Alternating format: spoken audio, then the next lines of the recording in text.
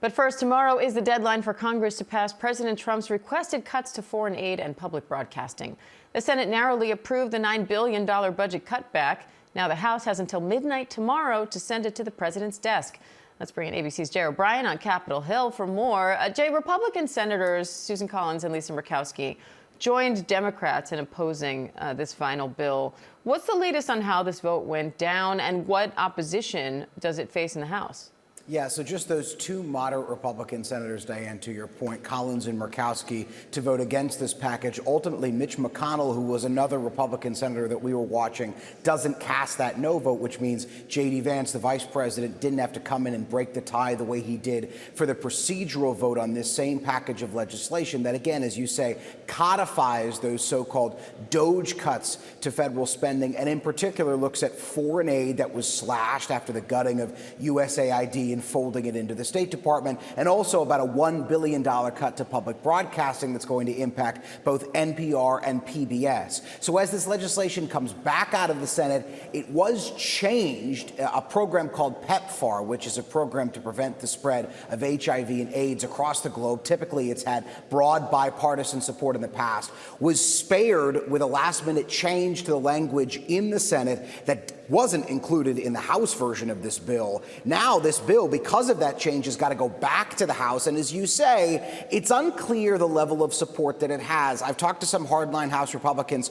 who typically are spending hawks, who typically would be sticks in the mud with any kind of bill that was rewritten by the Senate, who say, in general, they seem okay with this language because in broad, it's $9 billion plus worth of cuts. And they're not necessarily that upset that this $400 million PEPFAR program was largely spared by this, because this does take a serious axe to other foreign aid programs, including other foreign aid health-related programs across the globe. So this looks like it might have an easier path out of the House of Representatives, but that's if the House gets over its own drama right now and a paralyzed House floor, or what was previously a paralyzed House floor, because of this ongoing crypto bill fight.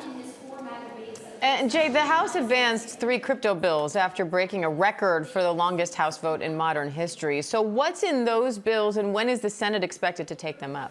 So these are bills that regulate crypto writ large. One of them has already passed the Senate. It regulates so-called stable coins, a specific kind of digital asset. And there's another bill that has broader ambitions than that hasn't cleared out of the Senate yet. These bills were held up. Again, as I said, the House floor was paralyzed because there were hardline Republicans who had serious concerns about what's called a central bank digital currency, essentially a digital asset taking the place of the U.S. dollar, and those hardline Republicans saying that they've got serious privacy concerns with that. There's no plan in the works for that. This bill doesn't talk about that, but they say this bill doesn't do enough to prevent the emergence of that possible fear that they have. So they held this vote up on that key procedural vote, dragging it out, as you say, to be the longest vote in the history of the House of Representatives.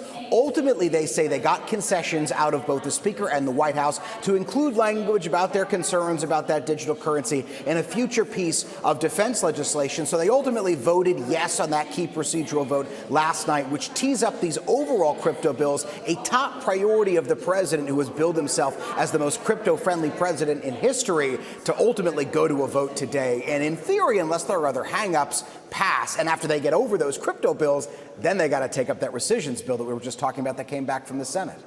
All right. Jay O'Brien on Capitol Hill with a lot to keep track of today. Jay, thank you.